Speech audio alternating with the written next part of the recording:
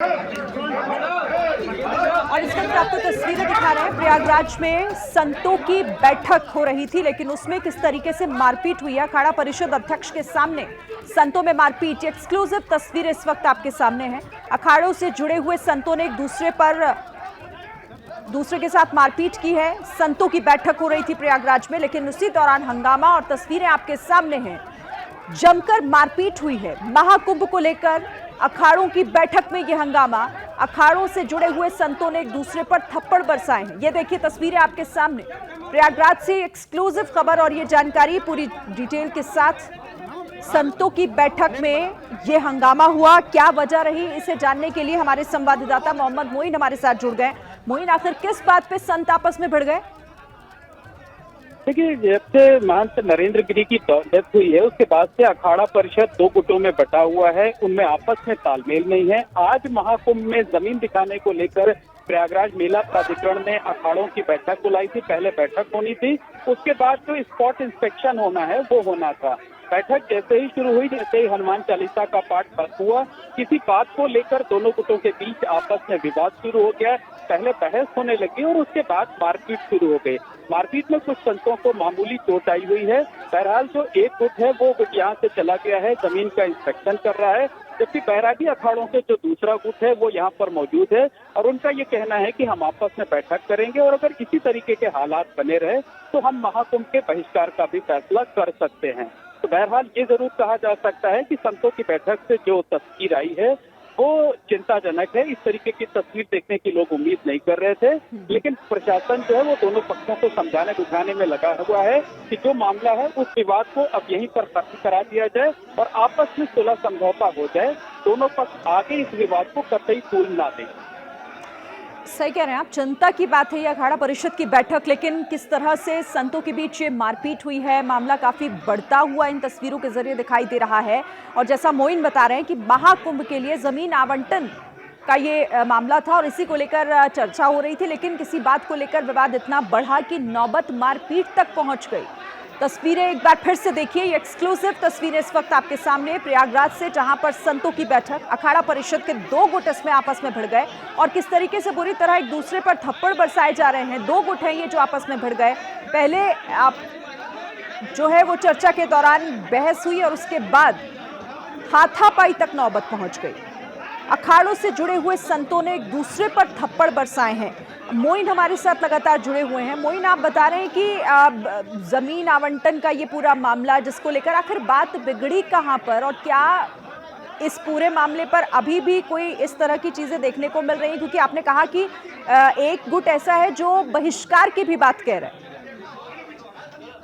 देखिए, निश्चित तौर पर जब बैठक शुरू हुई तो उससे पहले जो धार्मिक ग्रंथों का पाठ होता है वो किया जा रहा था। हनुमान चालीसा का पाठ किया गया।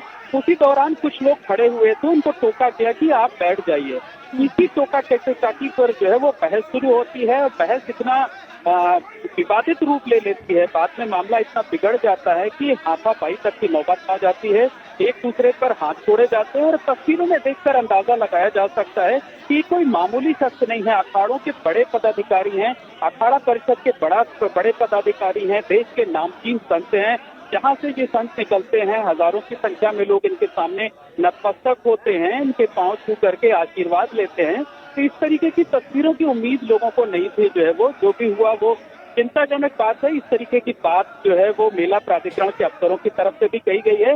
बहरहाल जो एक गुट है वो यहाँ से निकल करके संगम की तरफ गया हुआ है, जहाँ पर मेला प्राधिकरण के अफसर उनको जमीन दिखा रहे हैं कि महाकुंभ में अखाड़ों को किस जगह पर जमीन आवंटित की जाएगी। जबकि जो दूसरा गुट है वो अभी भी प्रयागराज मेला प्राधिकरण के दफ्तर के अंदर मौजूद है और जो पूरा मेले के बाहर, मेला प्राधिकरण के दफ्तर के बाहर की जगह है उसे छावनी में तब्दील कर दिया गया है। पुलिस के साथ साथ एसीपी की तैनाती की गई है।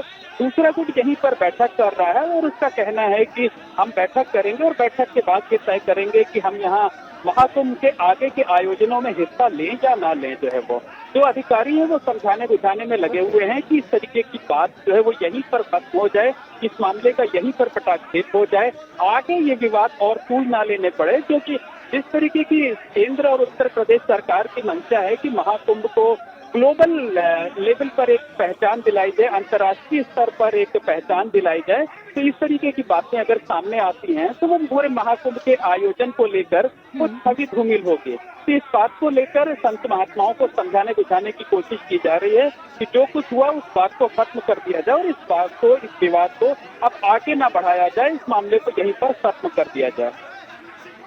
तो दो तस्वीरें एक बार अपने दर्शकों को दिखा दें मोइन, फिर मैं आपके पास फिर से लौटती हूँ। देखिए संतों के बीच मारपीट किस तरीके से हुई है, मामला काफी गर्म हो गया यहाँ पर। मेले में जमीन आवंटन का ये मामला, जिस पर विवाद इतना बढ़ गया कि बात हाथापाई तक पहुंच गई। मेला प्राधिकरण के दफ्तर में ये बैठक हो रही थी। अखाड़ा परिषद के दो गुट इसमें थे जो आपस में भिड़ गए, मारपीट होने लगी और फिलहाल वहां पर स्थिति अभी भी चिंताजनक बनी हुई है। मोइन, आप कह रहे हैं कि एक गुट तो जा चुका है वो जमीन देखने के लिए, लेकिन एक गुट अभी भी मेला प्राधिकरण के ऑफिस में ही बैठा हुआ है। क्या मांग कर रहे हैं वो? आपने उनसे बातचीत की कोशिश की है? क्या मांग उन संतों की तरफ से? ये कहना है कि उनको शुरू से ही जो है वो टारगेट किया जा रहा है और जो मेला प्राधिकरण के जिम्मेदार अधिकारी हैं वो दूसरे गुट को ज्यादा तवज्जो देते हैं, दूसरे गुट को ज्यादा महत्व देते हैं। उनका कहना है कि ये जो मारपीट की घटना हुई ये सामान्य घटना नहीं है, ये प्री प्लान कोशिश की जो है साजिश की तरह तैयारी के साथ लोग आए थे कि जानबूझकर विवाद किया जाएगा और जानबूझकर जो है इस तरीके से हमला किया जाएगा।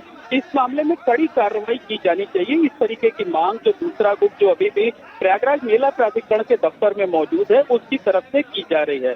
ये भी कहा जा रहा है कि हम पुलिस की कार्रवाई करने के बारे में भी विचार कर रहे हैं। बहरहाल अभी बैठक चल रही है, बैठक में क्या कुछ तय होगा वो कुछ देर के बाद तस्वीर साफ होगी कि दूसरा गुट आखिरकार क्या कुछ चाहता है।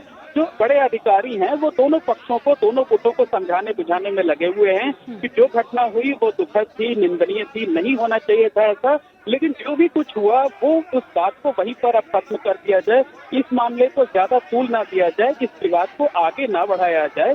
इस बात की कोशिश में लोग लगे हुए हैं, जो दूसरे संत महात्मा हैं वो भी लगे हुए हैं, जो मेला प्राधिकरण के जिम्मेदार अधिकारी हैं वो भी लगे हुए हैं। यानी आप ये कह रहे हैं मोइन कि इनकी नाराजगी मेला प्राधिकरण के अधिकारियों से भी है जो गुट इस वक्त वहीं पर बैठा हुआ है? जी बिल्कुल, उसमें से कुछ लोग अभी निकल करके बाहर आए तो उनका यही कहना था कि मेला प्राधिकरण के जो अधिकारी हैं वो दूसरे गुट को ज्यादा तवज्जो देते हैं। ज्यादा तवज्जो देने की बात इसलिए है क्योंकि कुल 13 अखाड़े होते हैं, जो एक दूसरा गुट है जिसमें निरंजनी अखाड़ा, जूना अखाड़ा शामिल है, उसमें 8 से 9 अखाड़े होने के दावे किए जाते हैं और बाकी जो दूसरा पक्ष है उसमें 4 से 5 अखाड़े होने के दावे किए जाते हैं। तो जो सन्यासियों के ज्यादातर अखाड़े हैं वो पहले गुट में हैं, जिसमें जूना के संत हैं, जिसमें निरंजनी अखाड़े के संत हैं, जो ज्यादा वैभवशाली हैं, ज्यादा ताकतवर, ज्यादा मजबूत माने जाते हैं अखाड़े हर लिहाज से जो है वो, तो वो इस वजह से उनका आरोप है कि उनको ज्यादा तवज्जो दी जाती है, उनको ज्यादा महत्व दिया जाता है बैठकों में। पहले ये परंपरा रही है कि अखाड़ा परिषद से लोगों को बुलाया जाता था, सभी अखाड़ों के प्रतिनिधि आते थे, लेकिन पिछले महीने जब उत्तर प्रदेश के मुख्यमंत्री योगी आदित्यनाथ कुंभ की समीक्षा करने के लिए आए थे तो उस वक्त भी जो है अखाड़ों के बीच जो विवाद था उस विवाद के मद्देनजर अखाड़ा परिषद को बुलाने के बजाय सभी अखाड़ों से 2-2 प्रतिनिधियों को बुलाया गया था और उन प्रतिनिधियों की बैठक मुख्यमंत्री योगी आदित्यनाथ के साथ कराई गई थी। तो कहा जा सकता है कि 2021 में जो तत्कालीन अध्यक्ष थे अखाड़ा परिषद के महंत नरेंद्र गिरी, उनकी जो खुदकुशी हुई थी, जो उनकी मौत हुई थी, उसके बाद से ही अखाड़ा परिषद 2 गुटों में लगातार बटा हुआ है। उम्मीद ये जताई जा रही थी कि महाकुंभ शुरू होने से पहले ये विवाद खत्म हो जाएगा, आपस में सभी एकजुट हो जाएंगे, लेकिन ये विवाद खत्म होने के बजाय अब दिन ब दिन बढ़ता जा रहा है। महाकुंभ में अब सिर्फ 2 महीने का वक्त बाकी है। 13 जनवरी से दुनिया का सबसे बड़ा मेला शुरू होगा, आध्यात्मिक मेला, और इस बार के मेले में दुनिया भर से तकरीबन 40 करोड़ श्रद्धालुओं के आने की उम्मीद जताई जा रही है। ठीक है, मैं आपको मोहम्मद मोइन यहाँ पर रोकती हूँ।